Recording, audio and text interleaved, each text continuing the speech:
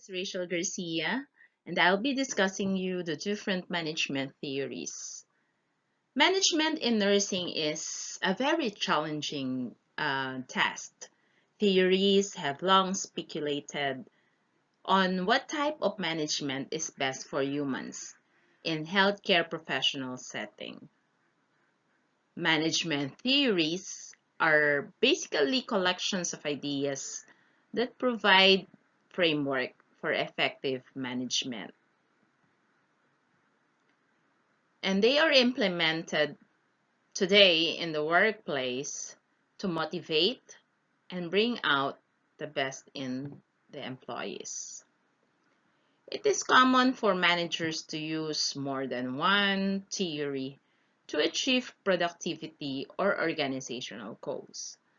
It is important for managers to understand that these different theories, okay, are very important, okay, in realizing um, the past management strategies and how to implement them.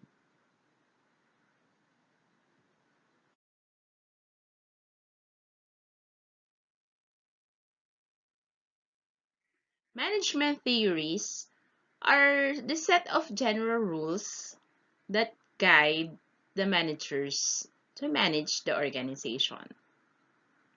They are explanation to assist employees to effectively relate to organizations' goal and implement effective means to achieve the same. And we have four classifications of management theories. First is the scientific theory. Second is the classical management theory. Third is the relational management theory. And the fourth is the behavioral management theory. Under the scientific management theories, we have Frederick Taylor, Frank and Lillian Gilbreth, and Henry Gunt. It is said that the remedy for this inefficiency lies in systematic management rather than searching for some unusual, extraordinary man. They say that we do not need to blame the people, but we blame the system. So if we want to improve on something or productivity or outcome of our business, it is not the people who has the problem, but it is the system that will make the problem solve. According to Frederick Taylor, okay, productivity would increase if jobs were optimized and simplified. By the way, Frederick Taylor is also known as the father of management. He developed the principles of management. Based on principles of scientific management, it is said that we should focus on science and not just rule of thumb. We should not just be blindly following orders. There should be certain basis for whatever rules or guides that we do. Secondly, there should be no discord. Okay? Rather, we should have harmony. We should work together and basically prevent individualism and have cooperation. Another thing is we should look into the development of each and every person for them to have their greatest efficiency and prosperity. On the other hand, Frank and Lillian Gilbreth, okay, focused on job simplification. They actually did the filming, okay, wherein they record, okay, the actions or performance of the employee. And Lillian Gilbreth was also recognized as the first lady of management.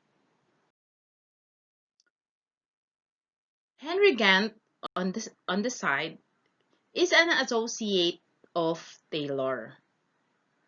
He basically contributed the Gantt chart and the task and bonus system.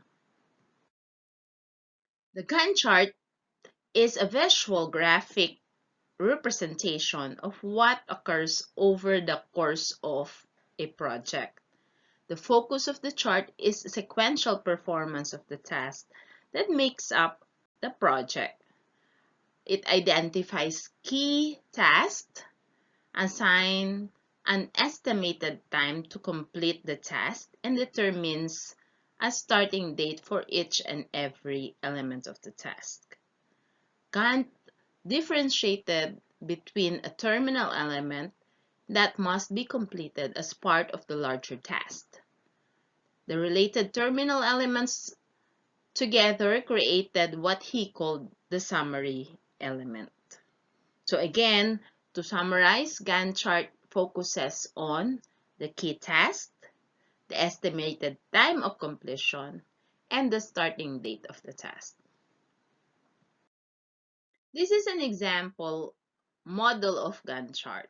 As you may see on the side, there is what we call the task ID. So you will be identifying all the tasks, okay? And then by the number, so basically you use a coding system or a numerical coding system. And then you will now identify this task on this area. You will have to name it. That's the nomenclature of the task. And then we have the predecessors side, and then the estimated uh, duration, okay, of the task. So you will have to identify specific dates on the other side. So let's say it runs from June 23 up to June 27. So something to that effect. And you will be drawing graphs or bar graphs to demonstrate, okay, the target time you will start and you will end.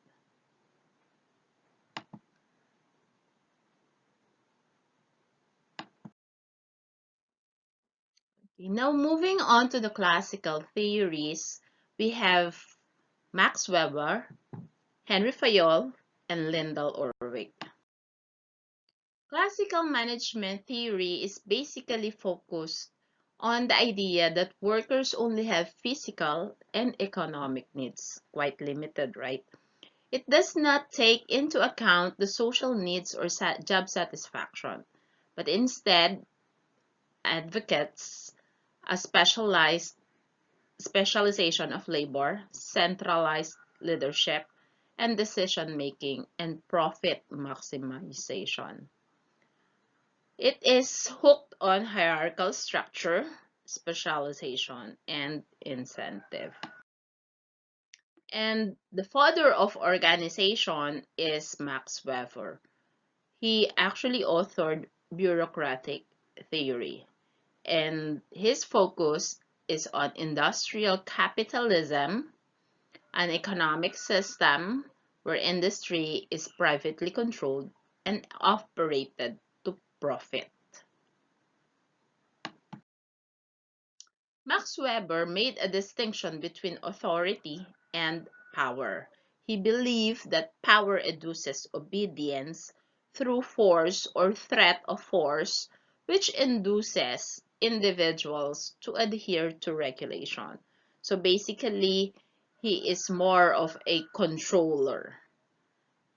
Types of power were identified in the organizations, and these are the traditional power, charismatic power, and bureaucratic or legal power. So he said that there are these types of power. So traditional power will basically focus on the idea of the elderly being followed or being superior to the young generation, while as the charismatic power focuses on The idea of inspiring people or people with high principles are basically followed. But Max Weber greatly believed or largely believed on bureaucratic power or the power of legalities.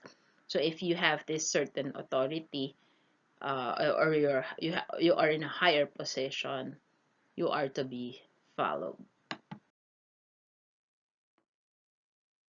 So uh, again, Max Weber authored bureaucratic theory. So this basically employs hierarchical management structure where each levels controls the levels below. So that's hierarchical. So the top level management controls the lower management. So basically, if you're like a head nurse, okay, you are controlling the staff nurses. Authority and responsibilities are clearly defined for each position. So you have certain job descriptions, and you have also certain authority descriptions. Another criteria or characteristic of bureaucracy is the division of labor. Tasks are clearly defined, and employees become skilled by specializing in doing one thing. There is clear definition of authority and responsibility. Another characteristic is formal selection process. Employee selection and promotion are based on experience, competence, technical qualifications demonstrated by examinations, education, or training, and there is no nepotism.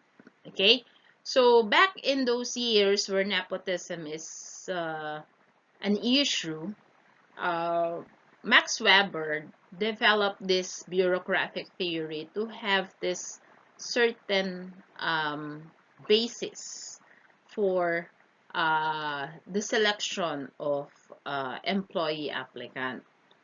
So he actually anchored it on experience, competence, and technical qualifications, which is still in place as of the current days. Another characteristic is career orientation. Management is separate from ownership, and managers are career employees. Protection from arbitrary dismissal is actually guaranteed. So, when we talk about managers, it doesn't necessarily follow that you are the one running the or operating the business, okay, if you are the owner. So you can actually have this thing delegated to the employee uh, with management position. Formal rules and regulation is another characteristic of bureaucracy. So rules and regulations are documented to ensure reliable and predetermined course of actions. Managers must depend on formal organizational rules and employee discipline. Another characteristic is impersonality. So this is what we call professionalism, that we set certain boundaries, that rules are applied uniformly to everyone. So they say that law must be applicable to everyone, otherwise none at all. There is no preferential or favoritism.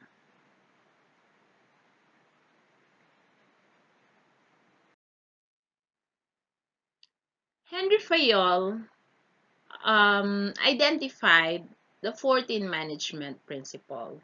He is also known as the father of general administration. And these are the 14 management principle. First is the division of work. When employees are specialized, okay, output can increase because they become increasingly skilled and efficient. So with division of work, okay, there is specialization. Authority. Management must have the authority to give orders, but they must also keep in mind that with authority comes responsibility. Parang Spider-Man lang, no? With great power comes great responsibility. Discipline. Discipline must be upheld in organization, but methods for doing so can vary. So basically, each institution has its own policy with respect to discipline policy. Unity of command.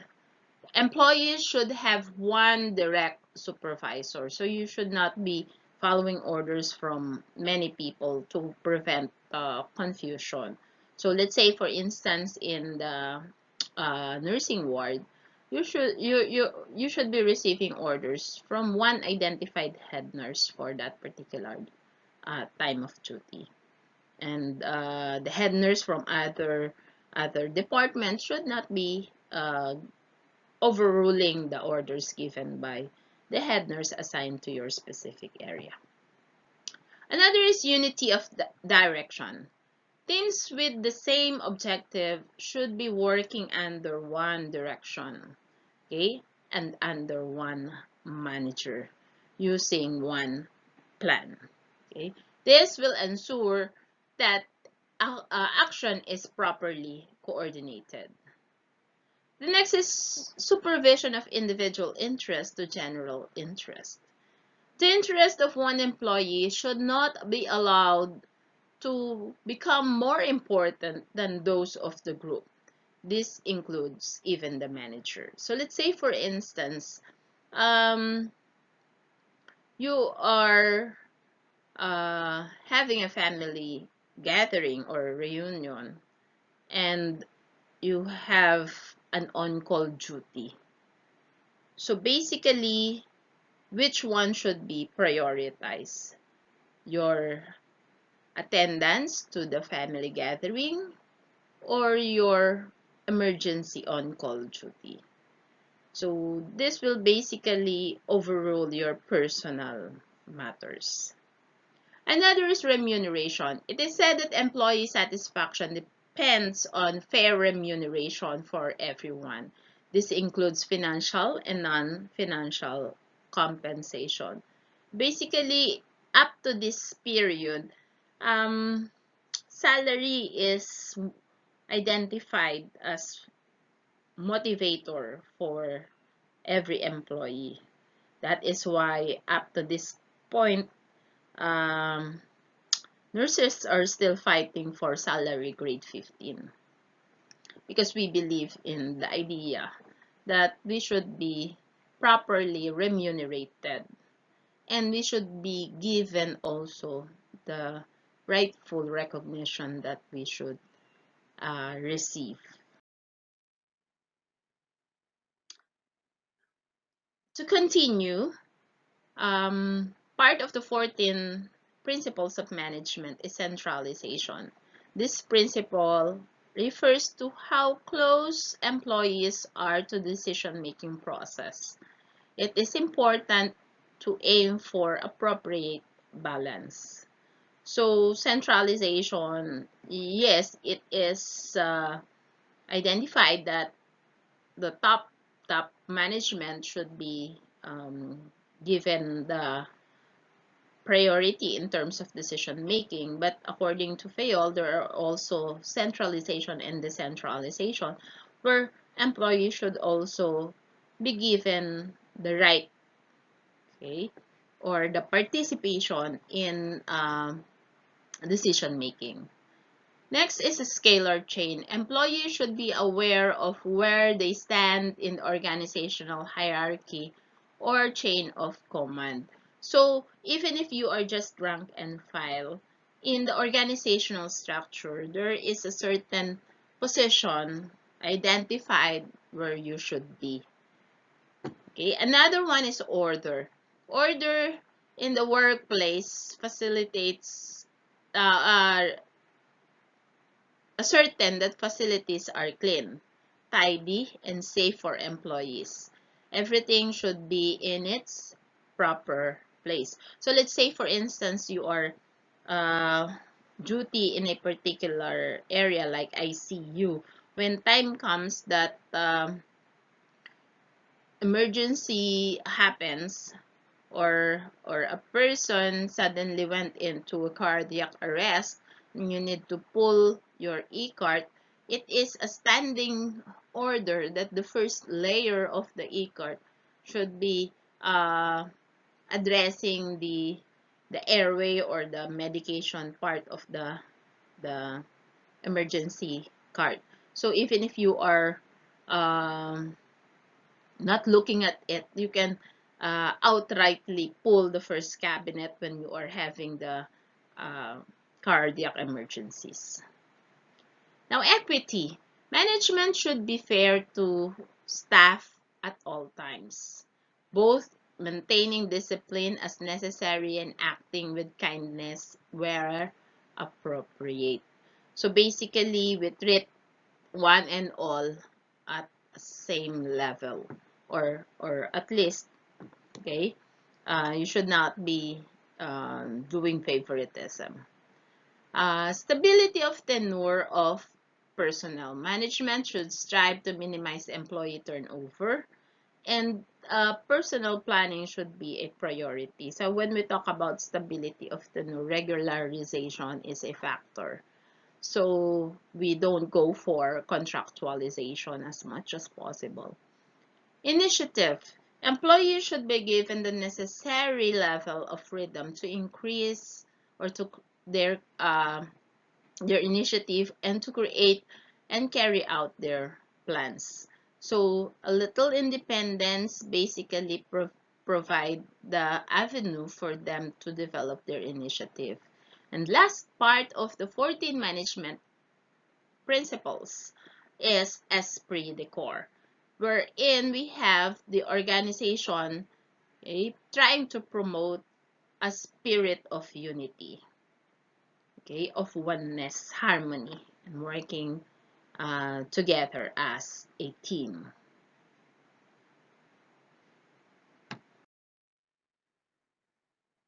Another theories under the classical management theory is Lindall Urwick. He developed principles based on management or managerial tasks. He authored 10 principles of management, and the first one is the principle of the objectives. For him, the overall purpose of an organization, it is in the raison d'etre, which is basically the purpose or the reason for the organization's existence. The principle of specialization, meaning to say one group, one function. So somehow, if we will look at it, it is can be equated to the division of labor by Henry Fayol. Principle of coordination. The purpose of organizing is to facilitate coordination or unity of effort.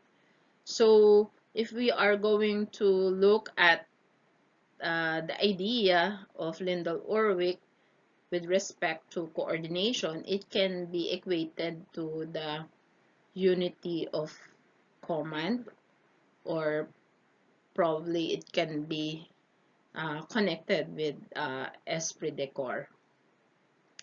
Principle of authority. In every organized group, supreme authority must be located somewhere, and there should be a clear line of authority. So if we will try to see it from the Fayol's principle, it is the uh, unity of command, where we follow one authority. And the next one is the principle of responsibility. A superior is identified as accountable for the actions of the subordinate. Now we call it the respondeat superior, wherein even if you are not the one who committed the mistake, but you are the superior of the person who directly committed the mistake, you will be liable for your subordinate's action.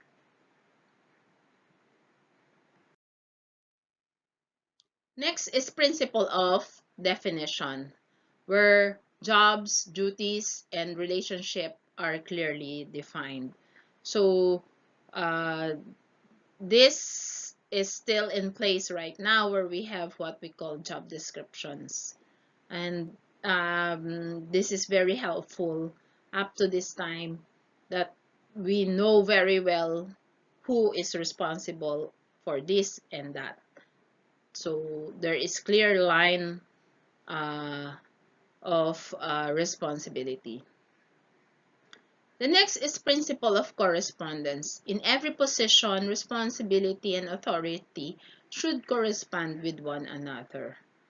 Okay, so with equal with uh, responsibility comes equal authority as well.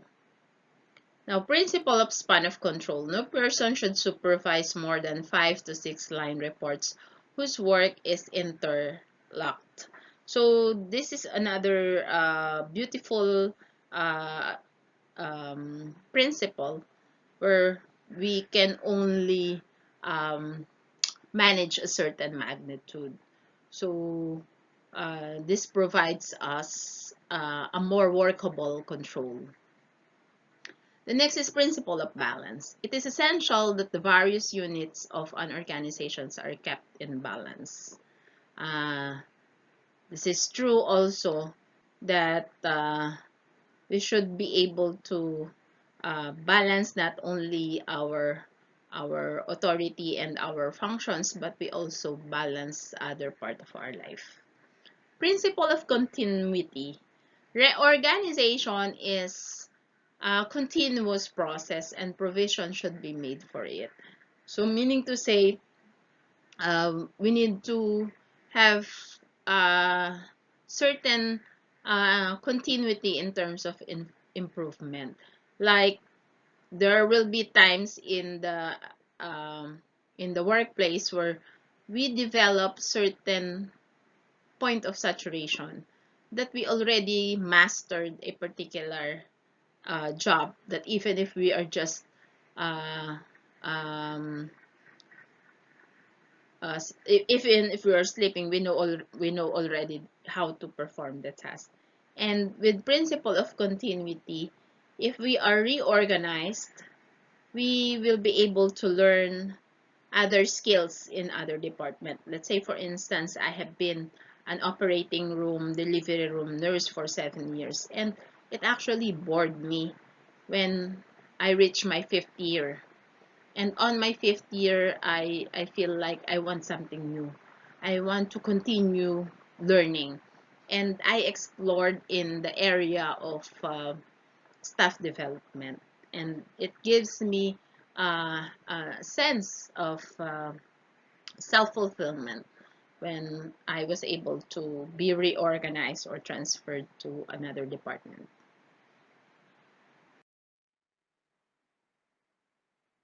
Another area in management theory is relational theory. And we have Elton Mayo, Kurt Lewin, and Mary Parker Foley. Under relational management theories, relationship, of course, is the mantra of this theory.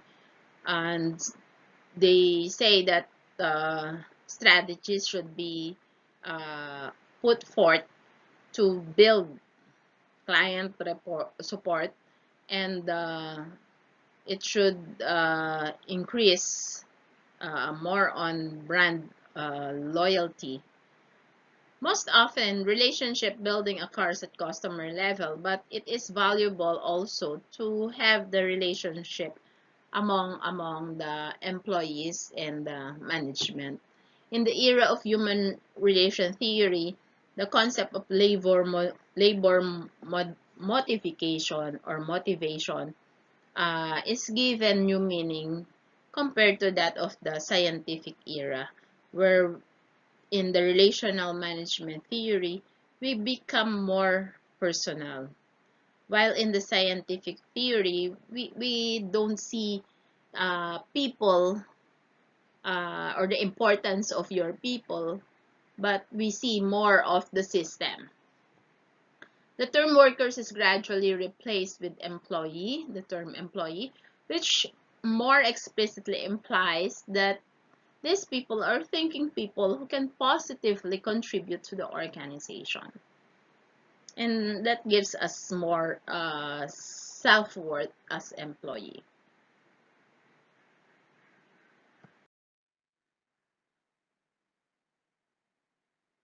Okay, on the relational theory, we have Elton Mayo. He is actually the founder of human relation theory, and he authored the Hawthorne experiment, okay, in 1924. The Hawthorne experiment provided a great deal of discontent among 300, started because of the great deal of discontent among 30,000 workers, okay, in the Hawthorne plants in Chicago, okay, which started in the early 20s of 1900s. This was somewhat peculiar because this phone parts plant already acted extremely progressively towards its workers through pension and sick benefits. So something which was more unthinkable during that period. Elton Mayo and his assistants, including Ritz Rollets Berger, conducted research. So this is the time where scientific research was given attention in changing working conditions for the employee. The experiment started with lighting the workplace, okay, and was given, they experimented on the duration of breaks and working hours. A group of women were exposed to either more or less light. It turned out that regardless of the amount and duration of light, this had positive effect on their performance. Same was true with the rest period. Shorter or longer breaks both led to increase in labor productivity. And that is Hawthorne experiment. In the Hawthorne experiment, there were um, four phases. First is the illumination, where the experiment determines the effect of changes in illumination. So the greater the light, some were exposed to greater light and some were exposed to lesser light. And relay assembly test room experiments, experiments to determine the effects of changes in hours of working conditions. So wherein the employee was given, some employee were given shorter break and the other were given longer break, and productivity was tested.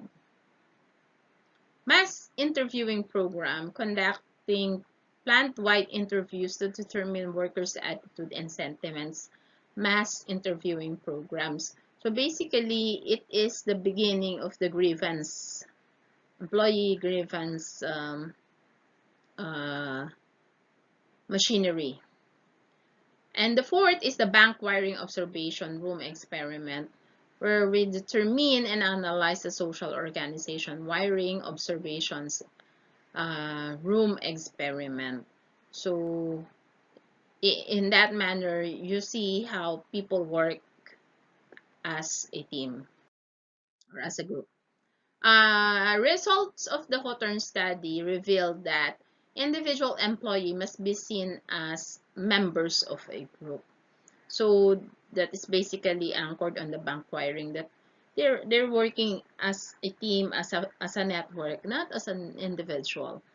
So salary and good working conditions are less important for employees and sense of belonging. and a sense of belonging to a group. And informal groups in the workplace have strong influence on behavior of the employee in the said group. So this forms the culture in the company.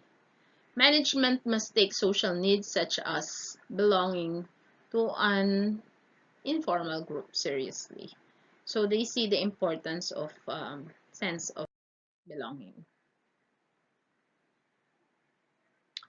Next is Kurt Lewin, who actually stated, if you want to truly understand something, try to change it. So from there, we will see that Kurt Lewin is a change agent.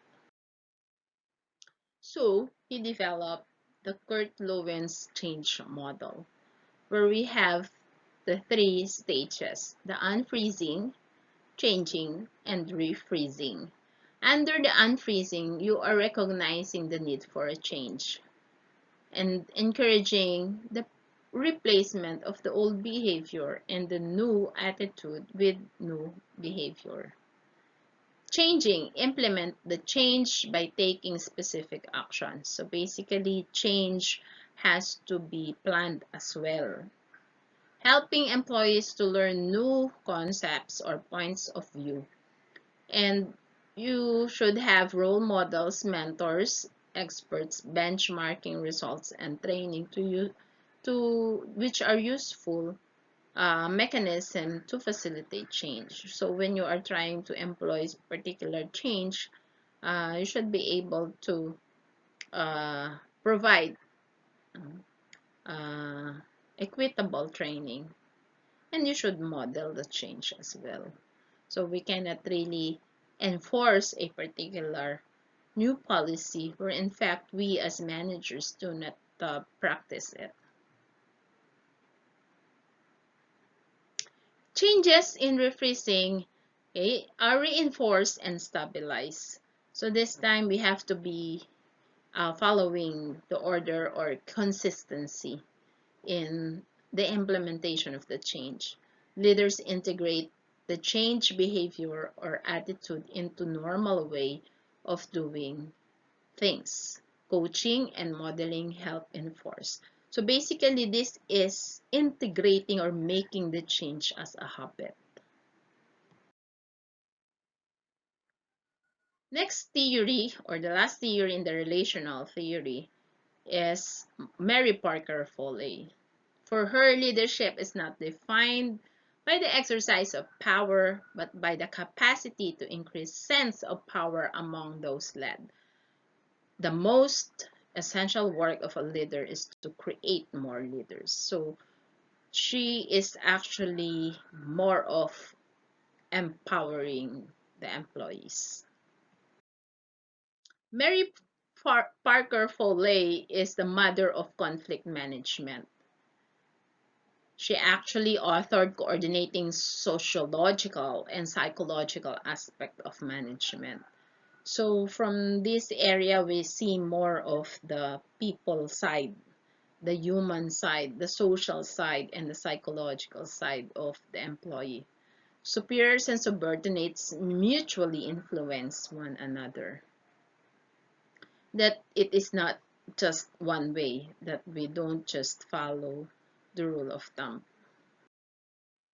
For Murray Parker Foley, we should have constructive conflict. So we should not see conflict as a problem, but rather we see conflict as opportunity to grow. Then we employ coordination, and then power, authority, and control and leadership. Next is behavioral theories.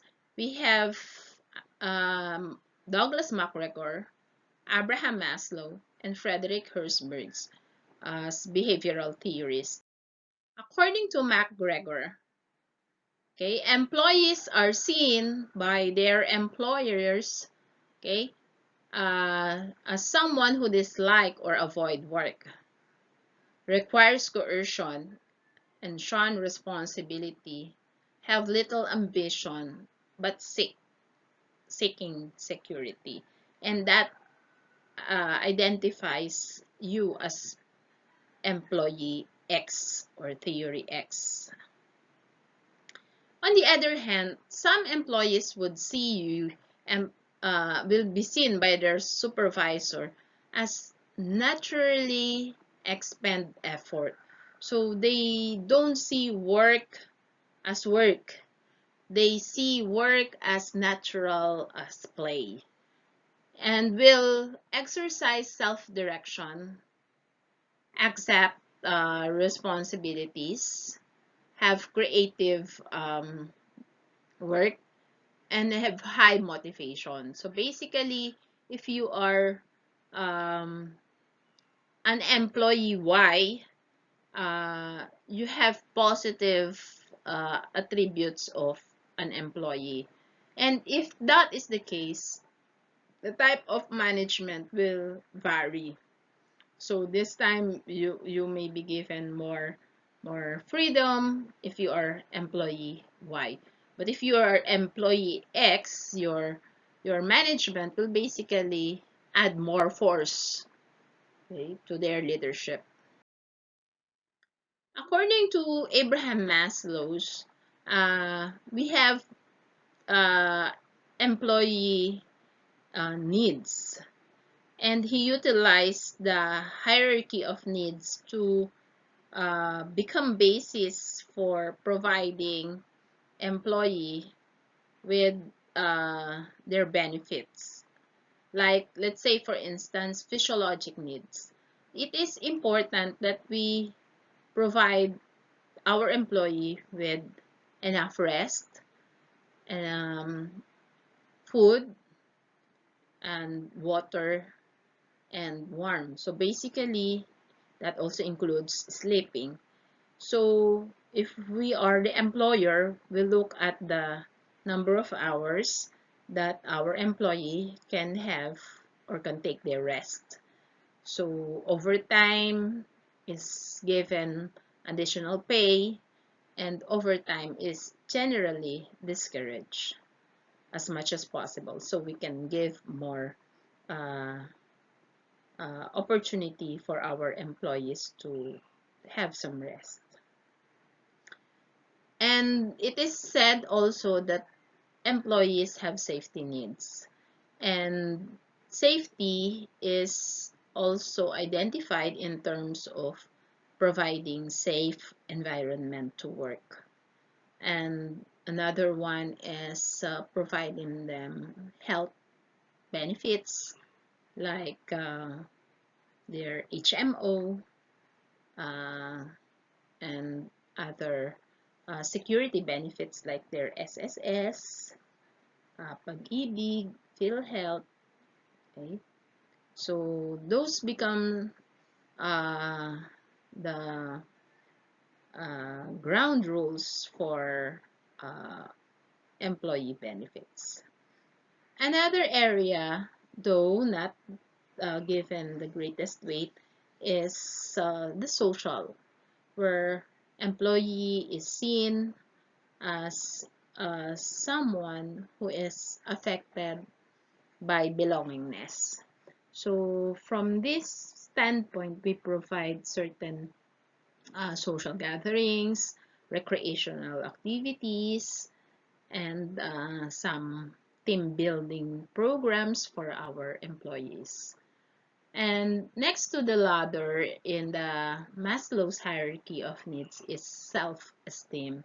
So basically, we provide them with their job titles. So from staff nurse, you get promoted to the next level, like you become team leader or you become charge nurse to head nurse to um, a supervisor level up to chief nurse level.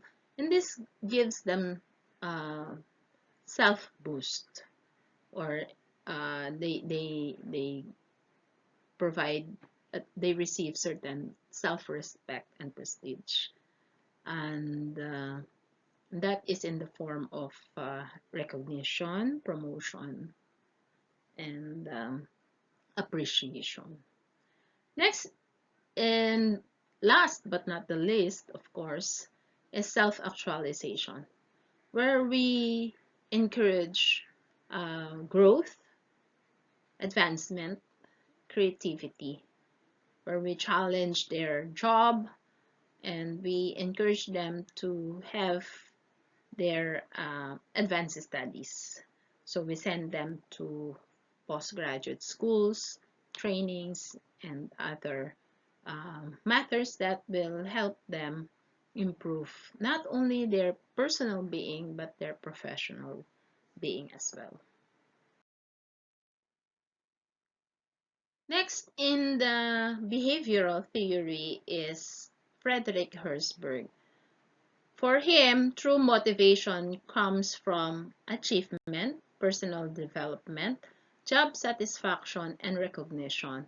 So basically, Frederick Herzberg's, if you will try to figure it out, focuses on the top level of the Maslow's hierarchy of needs, which is more on the self-esteem and the self-actualization. For him, he identified two-factor theory, which is the motivation and the hygiene factor. So under the motivation factor or the uh, satisfier factor, we have the achievement, recognition, responsibility, work itself, advancement, and personal growth. And on the other hand, we have hygiene factors. So hygiene factors are your work conditions, co-worker relations, and policies and rules, supervisors, quality, base wage, and salary. So this becomes your job dissatisfiers. And these satisfiers, if you will try to improve this, will basically satisfy also or motivate the employee. So improving the hygiene factor will basically decrease job dissatisfaction, and improving the satisfier factor will increase also the job satisfaction. And that ends the discussion on management theories. So as mentioned, managers are not limited to use one particular management theory. So you can integrate all those things or make some modifications. What is important is we basically develop policies for common good, for organization, and for the people as well. According to Da Vinci, he who loves practice without theory is like the sailor who boards ship without rudder and compass and never knows where he may cast. So let's use this theory to guide us along the way so we may see or project and direct us towards our ultimate goal. Thank you and see you on our next discussion.